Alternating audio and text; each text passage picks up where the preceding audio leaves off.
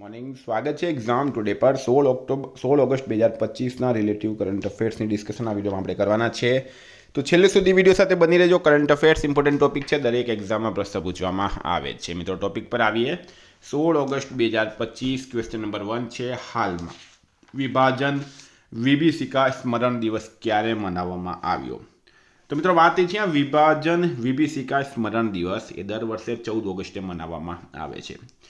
ભારત સરકાર એટલે કે નરેન્દ્ર મોદી સરકાર દ્વારા 2021થી આ દિવસ મનાવવાની જાહેરાત કરવામાં આવી. 1947માં ભારતના વિભાજન સમયે થયેલી ભયાનક હિંસા, હત્યાકાંડ, ધર્મ આધારિત અત્યાચાર અને લાખો લોકોના સ્થળાંતરને યાદ કરવા માટે આ દિવસ મનાવવામાં આવે છે. મિત્રો તમને ખ્યાલ હશે, દેશ આઝાદ થયો, બરાબર, અને ટુકડા થઈને આઝાદ થયો છે. આપણો દેશ એમને એમ આઝાદ નહીં થયો. 14 ઓગસ્ટે પાકિસ્તાન બન્યું અને જે પાછળ જે ભાગ રહ્યો એને ભારત 15 ઓગસ્ટ, બરાબર. તો 14 ઓગસ્ટની રાત્રિએ, કારણ કે પાકિસ્તાન ધર્મના આધારે બન્યો હતો, તો લાખો લોકોની, હિન્દુ લોકોની હત્યા કરવામાં આવી હતી, બરાબર. એને વિભાજન વિભીષિકા સ્મરણ દિવસ તરીકે ઓળખવામાં આવે છે. ઓગસ્ટ મહિનાની વાત કરીએ મિત્રો, 12 ઓગસ્ટે આંતરરાષ્ટ્રીય યુવા દિવસ, વિશ્વ હાથી દિવસ. 10 ઓગસ્ટે વિશ્વ સિંહ દિવસ, વિશ્વ બાયોફ્યુલ ડે. 9 ઓગસ્ટે વિશ્વ આદિવાસી દિવસ અને નાગાસાકી દિવસ. 8 ઓગસ્ટે ભારત છોડો આંદોલન દિવસ. 7 ઓગસ્ટે નેશનલ હેન્ડલૂમ દિવસ. 6 ઓગસ્ટે હિરોશિમા દિવસ. 4 ઓગસ્ટે યુએસ કોસ્ટગાર્ડ દિવસ અને 3 ઓગસ્ટે ક્લોઝ સિન્ડ્રોમ જાગૃતિ દિવસ મનાવાયો. તમામ દિવસ ઇમ્પોર્ટન્ટ છે, યાદ રાખો. હાલમાં એસએમએફજી ઇન્ડિયા ક્રેડિટના નવા સીઈઓ કોણ બન્યા છે? તો મિત્રો પ્રશ્ન છે, એસએમએફજી ઇન્ડિયા ક્રેડિટના નવા સીઈઓ. તો રાઈટ આન્સર છે આમાં રવિ નારાયણન, બરાબર. ભારતીય નોન બેન્કિંગ ફાઇનાન્શિયલ સેક્ટર માટે એક મહત્વપૂર્ણ ઘટનાક્રમ. એક્સિસ બેંકના ભૂતપૂર્વ ગ્રુપ એક્ઝિક્યુટિવ રવિ નારાયણને એસએમએફજી, બરાબર, ના એસએમએફજીનું પૂરું નામ યાદ રાખજો, ભારતીય Indian non banking financial sector, બરાબર, એનબીએફસી માટે એક મહત્વપૂર્ણ ઘટનાક્રમ છે. એક્સિસ બેંકના ભૂતપૂર્વ ગ્રુપ એક્ઝિક્યુટિવ રવિ નારાયણને એસએમએફજી ઇન્ડિયા ક્રેડિટના ચીફ એક્ઝિક્યુટિવ ઓફિસર તરીકે નિમણૂક કરાયા. મિત્રો વાત કરીએ તો સંસદ ટીવીના નવા સીઈઓ બન્યા છે Utpal Kumar Singh. Anuradha Thakur RBI central board of ડિરેક્ટર્સના ડાયરેક્ટર બન્યા છે. એસઓચેમે નિર્મલ કે મીંડાને સિનિયર વાઇસ પ્રેસિડેન્ટ બનાવ્યા. Professor Uma Kanjilal Indira Gandhi national open યુનિવર્સિટીના નવા કુલપતિ બન્યા છે. અભિષેક નાયર મહિલા પ્રીમિયર લીગ ફ્રેન્ચાઇઝી યુપી વોરિયર્સના મુખ્ય કોચ બન્યા.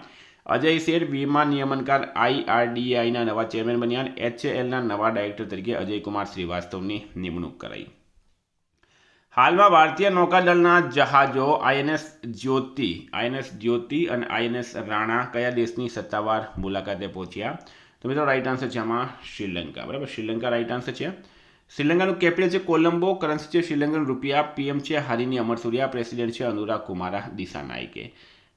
મિત્રો વાત કરીએ તો ભારતીય નૌકાદળના જહાજો આઈએનએસ જ્યોતિ અને આઈએનએસ રાણા 12મા ભારત શ્રીલંકા દ્વિપક્ષીય દરિયાઈ કવાયત સ્લિનેક્સ 2025માં ભાગ લેવા માટે કોલંબો પહોંચ્યા છે. આ કવાયત 18 ઓગસ્ટ સુધી ચાલશે.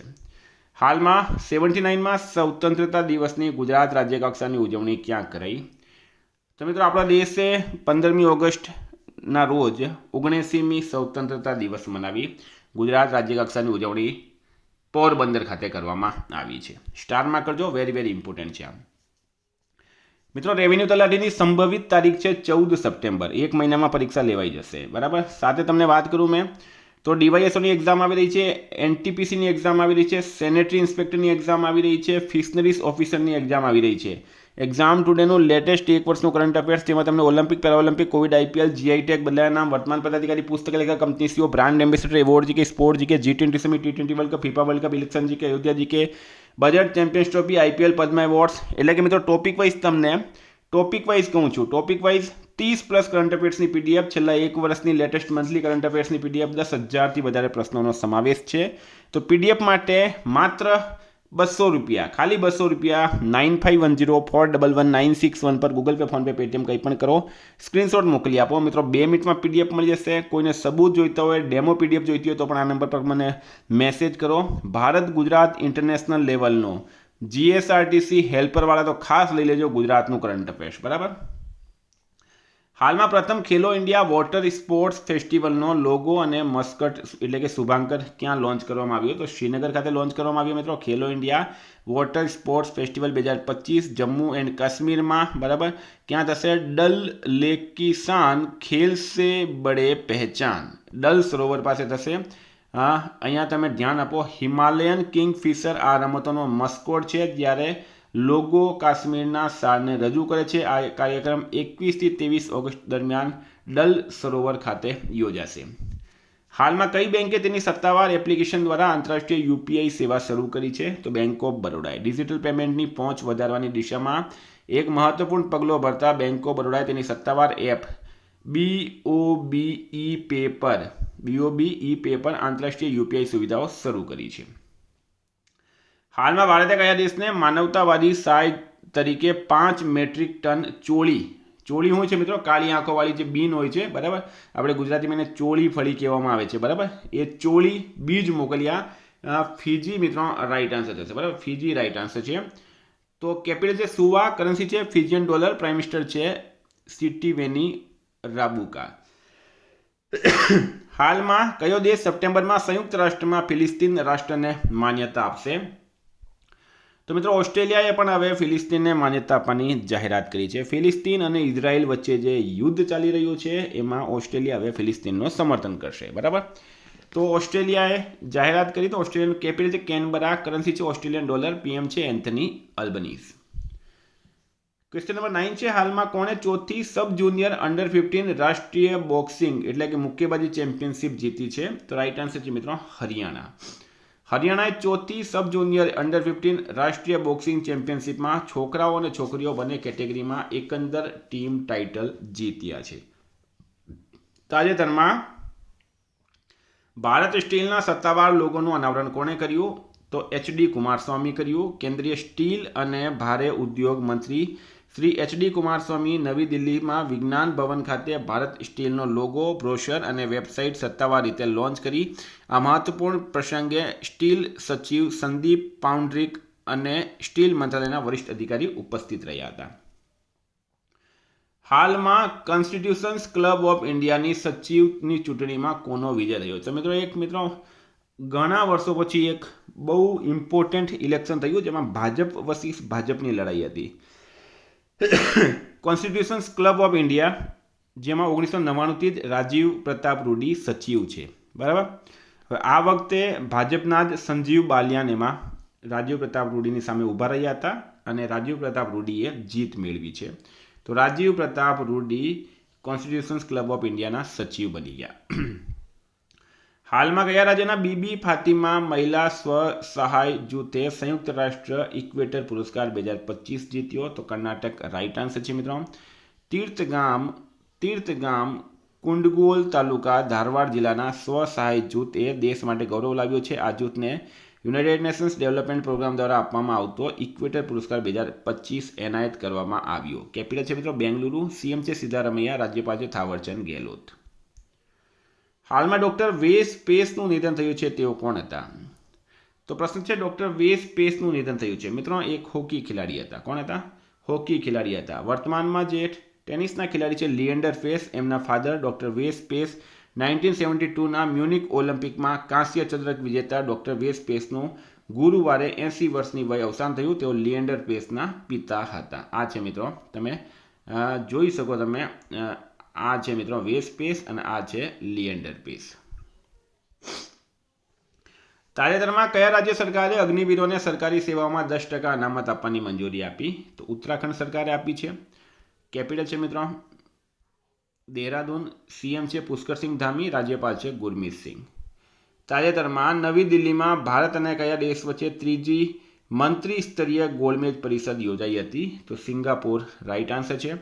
સિંગાપુરની વાત કરીએ મિત્રો, કેપિટલ છે સિંગાપુર સિટી, કરન્સી છે સિંગાપુરી ડોલર, પ્રેસિડેન્ટ છે થર્મન સરમુગરત્નમ, પીએમ છે લેરેન્સ વોંગ, બરાબર, લેરેન્સ વોંગ. હાલમાં કયા દેશે ચીન જેવી રોકેટ ફોર્સ બનાવવાની જાહેરાત કરી છે? તો મિત્રો પાકિસ્તાને ચીન જેવી રોકેટ ફોર્સ બનાવવાની જાહેરાત કરી. સપના જોઈ રહ્યું છે પાકિસ્તાન. ઓપરેશન સિંદૂરમાં ભારત દ્વારા ખરાબ રીતે હાર્યા બાદ પાકિસ્તાને ચીનની જેમ રોકેટ ફોર્સ બનાવવાનો નિર્ણય લીધો છે. વડાપ્રધાન શહબાઝ શરીફ 79માં સ્વતંત્રતા દિવસની પૂર્વ સંધ્યાએ જાહેરાત કરી.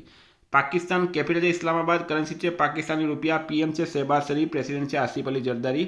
પાકિસ્તાન 14 ઓગસ્ટે સ્વતંત્રતા દિવસ મનાવે છે. વર્ષ 2025માં કેટલામો સ્વતંત્રતા દિવસ મનાવવામાં આવ્યો? તો મિત્રો 1947માં 15 ઓગસ્ટના રોજ ભારત આઝાદ થયો હતો. વર્ષ 2025માં ભારતે 79મો સ્વતંત્રતા દિવસ મનાવ્યો. તો મિત્રો આ હતા કરંટના પ્રશ્નો. વાત કરીએ આપણે રિવિઝનની. 15 ઓગસ્ટ 2025 પર આપણે આવી ગયા છે મિત્રો. હાલમાં વિશ્વ અંગદાન દિવસ ક્યારે મનાવવામાં આવ્યો? 13 ઓગસ્ટે. હાલમાં કોની બિહાર ક્રિકેટ એસોસિએશનના લોકપાલ તરીકે નિમણૂક કરાઈ? નાગેશ્વર રાવની. કયા દેશે પર્યટનને પ્રોત્સાહન આપવા પર્વતારોહકોને 97 હિમાલયન શિખરો પર મફત ચઢાણની ઓફર કરી? નેપાળ. રાઇટ આન્સર છે. ગુજરાતમાં તરણેતરનો મેળો સુરેન્દ્રનગરમાં ભરાય છે. ભારતના હાલમાં યુઆઈડીઆઈએ આધાર સિસ્ટમની સુરક્ષા અને વિશ્વસનીયતા વધારવા માટે કઈ સંસ્થા સાથે 5 વર્ષનો R&D કરાર કર્યો? ISI. રાઇટ આન્સર છે. ક્યાં મીઠા પાણીનો કેકડા પ્રજાતિની શોધ કરાઈ? કેરળમાં. હાલમાં અમેરિકાના કયા દેશે ઉલ્ચી ફ્રીડમ શિલ્ડ લશ્કરી કવાયત હાથ ધરી છે? દક્ષિણ કોરિયા. રાઇટ આન્સર છે. કેન્દ્ર સરકારે કયા રાજ્યમાં 8,146 કરોડના ટાટો 2 હાઇડ્રો ઇલેક્ટ્રિક પ્રોજેક્ટને મંજૂરી આપી?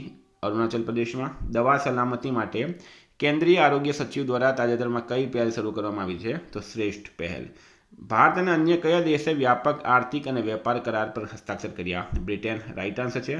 હાલમાં ભારતની પ્રથમ હાઇડ્રોજન સંચાલિત ટ્રેન કયા રૂટ પર દોડશે? જીંદ પાણીપત. નમ્રતા બત્રાએ 2025 વર્લ્ડ ગેમ્સમાં મહિલાઓની 52 કિલોગ્રામ વુસુ ઇવેન્ટની ફાઇનલમાં કયો મેડલ જીત્યો છે? તો એ મિત્રો સિલ્વર જીત્યો.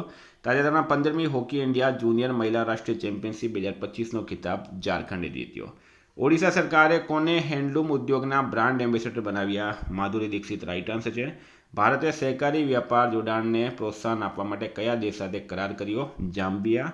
અને કયા દેશે બલુચિસ્તાન લિબરેશન આર્મીને વિદેશી આતંકવાદી સંગઠન જાહેર કર્યું? અમેરિકા. રાઇટ આન્સર છે.